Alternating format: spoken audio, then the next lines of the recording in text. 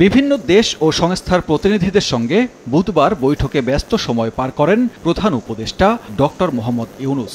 রাষ্ট্রীয় অতিথি ভবন যমুনায় কানাডার হাইকমিশনার লিলি নিকোলস সাক্ষাৎ করেন প্রধান উপদেষ্টার সঙ্গে। চলমান অর্থনৈতিক বিপর্যয় পুনর্গঠনে সহায়তার জন্য কানাডাকে বিনিয়োগের আহ্বান জানান সরকার প্রধান।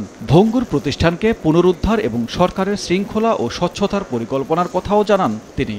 কানাডার হাই কমিশনার জানান, অন্তর্বর্তী সরকারকে সমর্থন ও সহায়তা করতে প্রস্তুত তার দেশ। বৈঠকে রোহিঙ্গা ইস্যু নিয়েও আলোচনা হয়।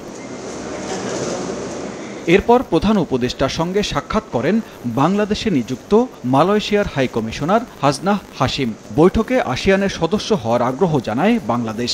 প্রধান উপদেষ্টা বলেন, বাংলাদেশ আসিয়ান ও সার্কের মধ্যে সেতু হতে পারে। সদস্য পদের প্রস্তাব মালয়েশিয়ার কর্তৃপক্ষের কাছে পৌঁছে দেওয়ার কথা জানান হাই কমিশনার।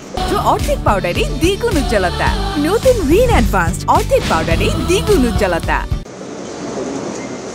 পরে ডক্টর ইউনূসের সঙ্গে অতিথি ভবনে সৌজন্য সাক্ষাৎ করেন ফ্রান্সের রাষ্ট্রদূত মারি মাসদুপুই। ফরাসি রাষ্ট্রদূত জানান, ফ্রান্স এরই মধ্যে বাংলাদেশের বেসামরিক প্রতিরক্ষা বাহিনীর সঙ্গে কাজ করছে।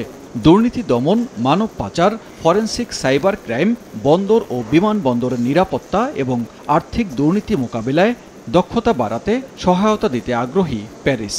অন্তর্বর্তী সরকার এবং প্রধান উপদেষ্টার দেশ পুনর্গঠনের প্রচেষ্টায় ফ্রান্স সমর্থন দিতে প্রস্তুত বলেও জানানো হয়। ডক্টর ইউনূসকে ফ্রান্স সফরের আহ্বানও জানান রাষ্ট্রদূত।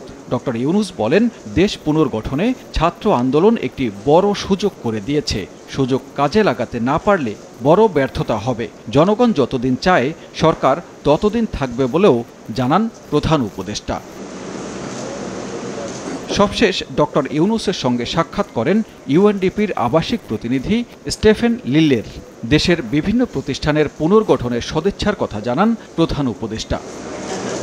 সানবীর রূপল, সময় সংবাদ, ঢাকা।